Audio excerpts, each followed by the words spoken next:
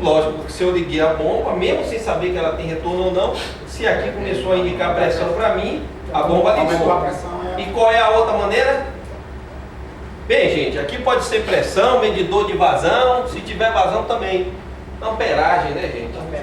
Se eu tiver na sala de controle um AI que me leve a amperagem do motor, se eu liguei o motor e começou a indicar a amperagem dele, é porque ele ligou. Tá? Fala, Angel. Em relação às duas DI, para o trip da gaveta desarmada, né, junto ao tripado, ou para indicação de que não está ligado. Se eu utilizar em paralelo o contato trip com o da contactora, eu vou ter essa informação de um jeito ou de outro. Se for tripado, pum, fechou, me disse que tripou. Foi uma informação do sala de controle. Mas você não está supervisionando individualmente, você não sabe se é térmico ou se é não, eu não vou saber quem é quem, mas eu sei que teve uma falha. Né? Então vai ser botado aí de retorno. Eu seguro as duas opções. Ou eu tive um trip no disjuntor, ou a contactora não entrou, não falhou. Mas você continua sem função. De qualquer sorte, você tem que ir lá no campo e investigar. Mas se você tiver uma ADI independente para cada coisa, você já sabe que o seu problema é no térmico. E do jeito que você está falando, você não sabe onde é o problema. Se foi térmico ou contactor. Basta ter um retorno, então. Eu estou em um retorno de qualquer só basta ter um. Lá no... Eu saiba que houve uma falha. Lá no vacilo é assim. Por exemplo, o painel do pipe motor, todos os contatos abertos é ligado em paralelo aqui. Aí quando dá um alarme no pipe, por exemplo, alarma o pipe do motor 1. Eu não sei dizer para o cara se pode ser a bomba de pré-verificação, pode ser HQ, pode ser IP, pode ser falha no comando. Eu não sei. Quem vai saber é o cara que vai lá no local. Olha, tem um alarme lá no tal lugar. Aí ele vai lá e vê se a água de HC, ele vai completo. Vai ver todos os contatos paralelos. Não diz tudo, só diz onde é o local, mas não diz o que é a moça. Vamos ver agora um pouquinho, gente. Vamos falar um pouquinho de segurança intrínseca. Todo mundo sabe o que é segurança intrínseca? Não. Não? Eu não conheço. Eu conheço. Então ninguém leu o material que eu disse, lê até 2 horas da manhã o material.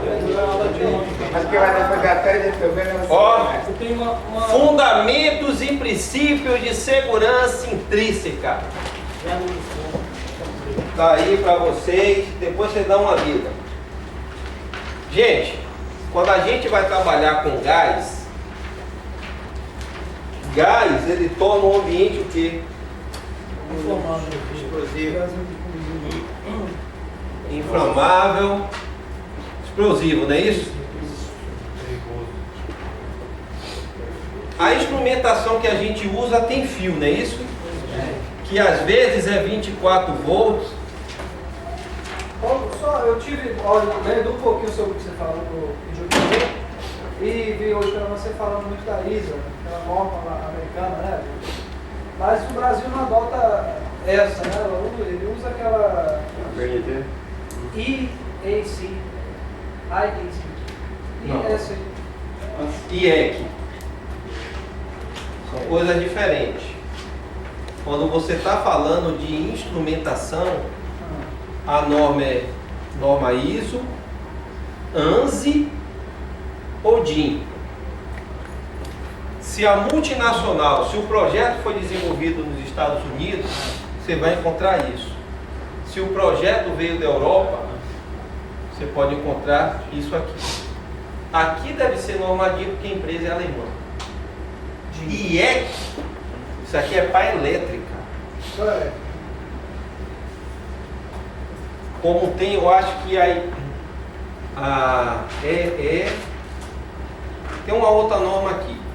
Dificilmente vocês vão encontrar uma ABNT. Só se o cara for muito nacionalista e o processo foi desenvolvido no Brasil. Talvez usina de cana de açúcar. Essa usina açucareira aí, ela é desenvolvida, a maioria aqui, tecnologia do Brasil. Então o cara pode se embutir de um nacionalismo e fazer em cima de uma norma BNT, tá? Mas geralmente é em cima, cara, dessas duas normas. Essas 3 não só é para instrumentação. A instrumentação, esses são os órgãos regulamentadores para a instrumentação. E esse que ele falou é para elétrico. Só uma pergunta ligada assim à parte de instrumentação, que eu tenho conhecimento agora, mais ou menos. Você já fez alguma vez inspeção desses sensores de gás antes da turbina? Antes do compressor, depois do compressor? A fiação, aquela termopar de temperatura de gás. De gás de evacuação, você já inspecionava? Já viu que é o que tem. Da onde você está falando? Daqui da usina? Dessa usina. Daqui eu não sei, filho. A da eu faço já. Não, só raciocínio. O lugar que a fiação passa, o tubo, né, tubo capilar do termopar, ele passa por vários caminhos onde pega calor. Não tem problema. Não tem problema? Ele é feito para suportar 600 graus Celsius. Beleza, aí quando ele já está com aquele isolamento dele rompido, ele fica... Aí já é problema. Aí você tem que passar uma fita de alta fusão ou colocar um revestimento. Esses cabos, por isso que eu te falei que 100 metros de cabo custa R$20.000. Não é porque ele é um cabo comum. Ele é um cabo que ele suporta 600 graus.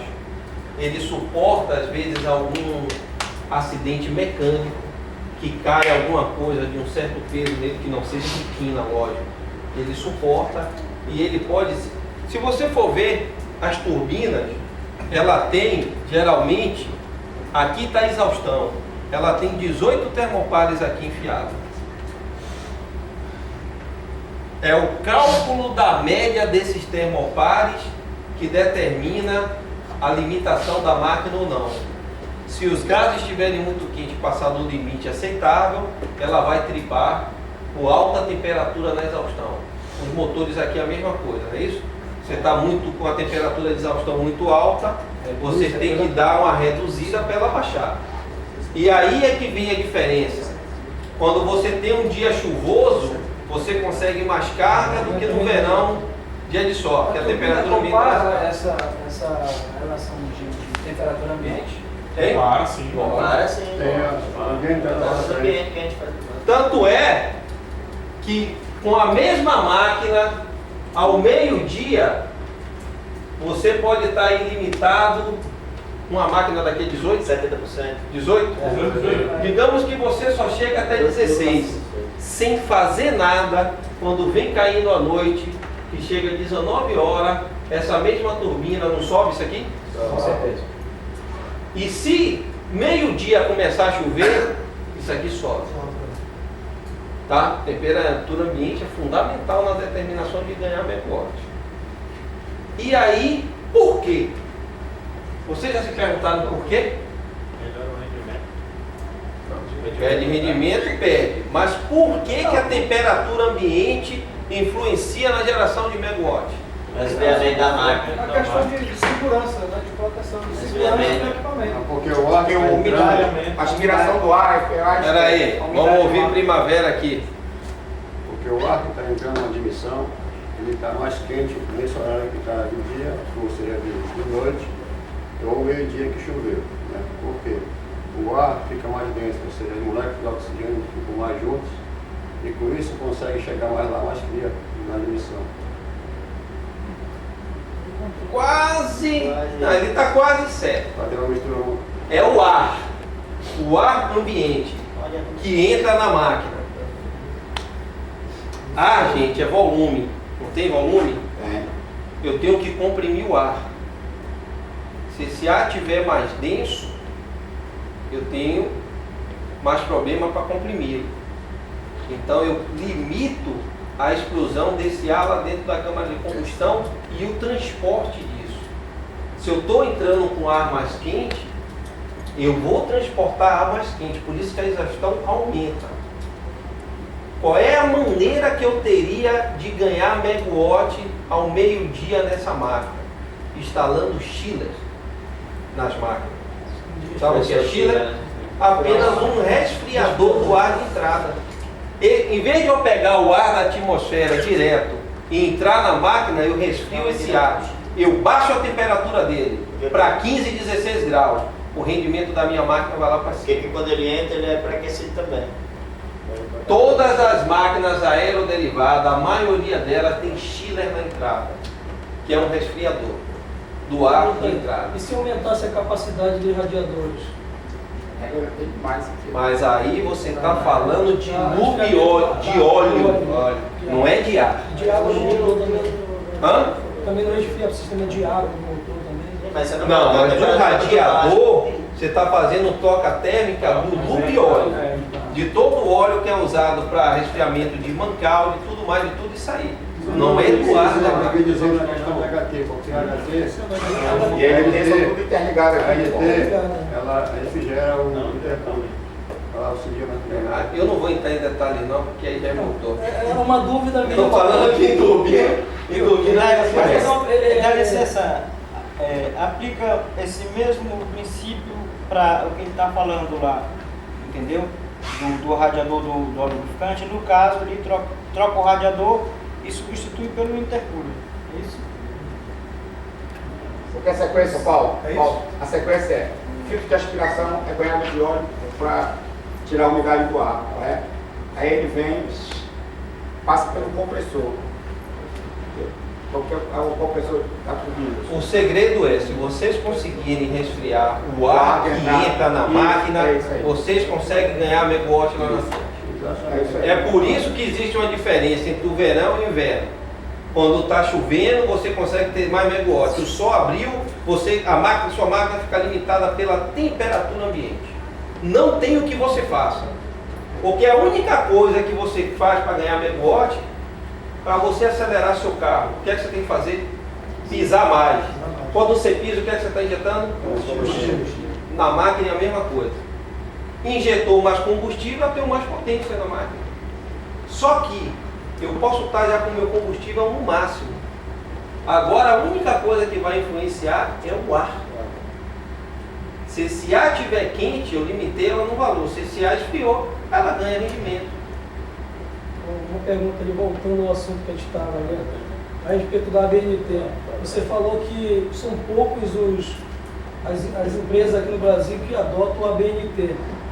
No caso, quando projeta numa máquina na Alemanha, eles usam o certificado DIN. Aí eu te pergunto uma coisa. Certificado não, uma norma. Uma norma. Por que se utiliza isso? Porque a ABNT não é confiável?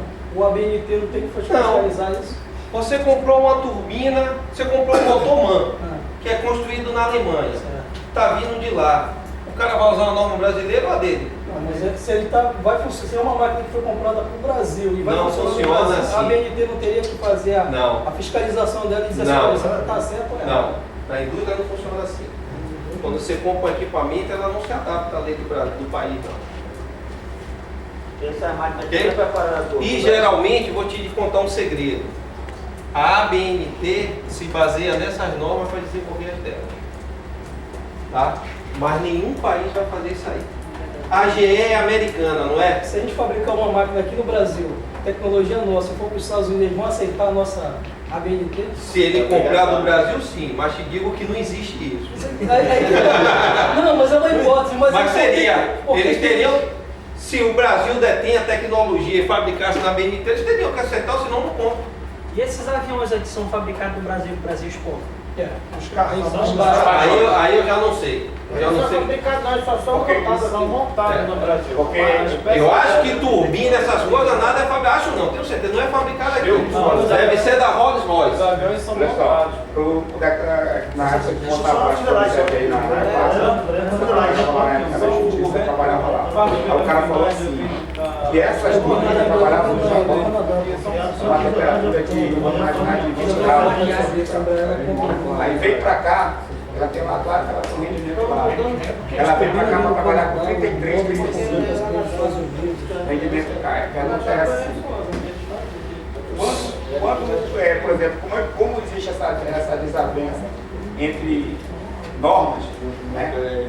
Por exemplo, se você for reclamar assim, por exemplo, vou comprar uma máquina do Brasil, né? Tu não pode tentar comprar um equipamento adequado à norma brasileira. Não é advertência de norma. Entenda uma coisa. Presta atenção nisso aqui. Quando muda a norma, A única coisa que se muda é a maneira de você enxergar as coisas em termos de documentação. Como eu falei para vocês,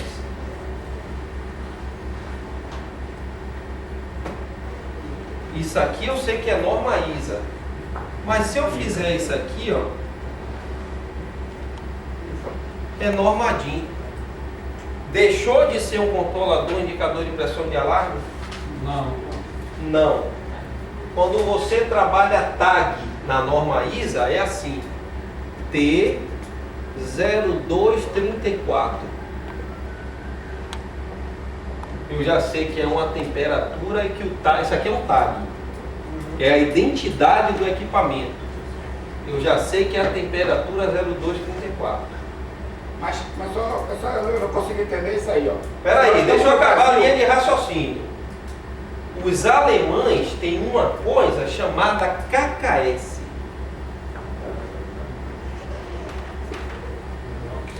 Dá uma pausa aí, que eu faço uma coisa de norma, cada um tem a sua e faz do jeito que quer. Só para eu trabalhar TAG em KKS, eu tenho um livro que a BB fez para entender tagueamento. E aí, olha o tamanho que pode ter um tag. Cada letra dessa representa uma coisa. Se for equipamento de instrumentação e controle, no código KKS começa com a letra D. Tá? E aí, ó, é instrumentação e controle e vai trabalhar com 380 kV. Aí já tem que ter a letra ABA junto. Aí fica DABA. Tá? E aí, gente, então é um monte de coisa. Aí se você for partir para exemplo de tag, tem tags monstro que esses caras fazem. E eu já vi que aqui na usina tem algumas coisas que tá com código KKS. E para entender esse código KKS, vocês têm que ter um livro desse na mão, senão vocês não entendem. Tá vendo? Que desenvolvido pelo alemão. Não é norma DIN, não é norma ISO, é uma norma KKS, que a ABB e a Alstom usam. Certo, aí voltando à IEC, a BNT adotou essa norma, que também não é brasileira, né? A IEC é uma das normas europeias. Mas ela referencia a IEC dentro da BNT. A BNT tem referência na IEC. Rapaz, brasileiro é esperto. Brasileiro copia tudo que é dos outros.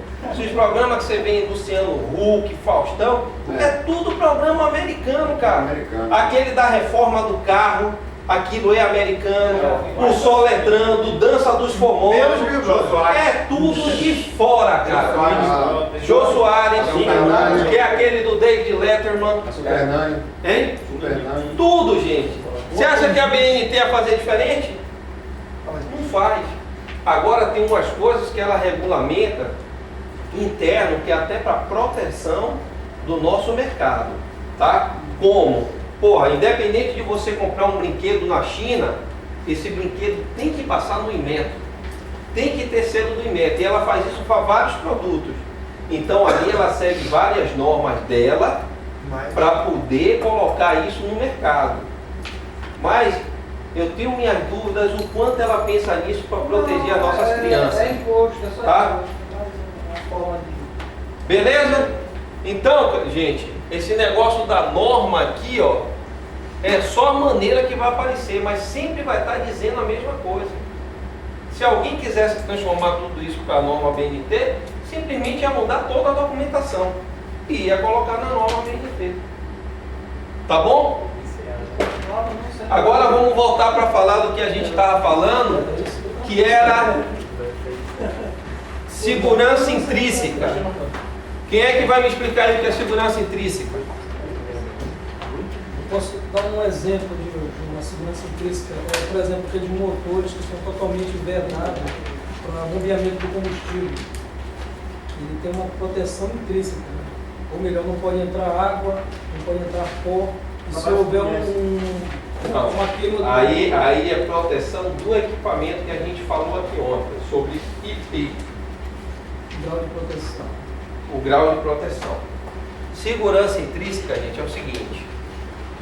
Vocês falaram, quando a gente trabalha com gás, atmosfera exclusiva, não é isso?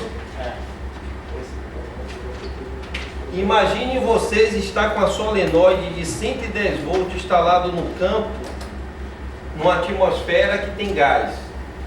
Se fechar um curto aqui nesse 110 volts, o que é que vocês acham que vai acontecer? É sempre. Então eu tenho que proteger tanto a empresa quanto quem trabalha nela nisso, né? Como é que vocês acham que eu trabalharia?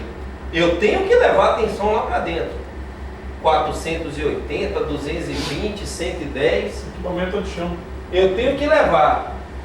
Reduzir a tensão da bobina dessa solenoide. Reduzir a tensão. Em vez de 110, eu trabalharia com outra tensão, né? Positivo mais baixo. 24 volts, 12 volts?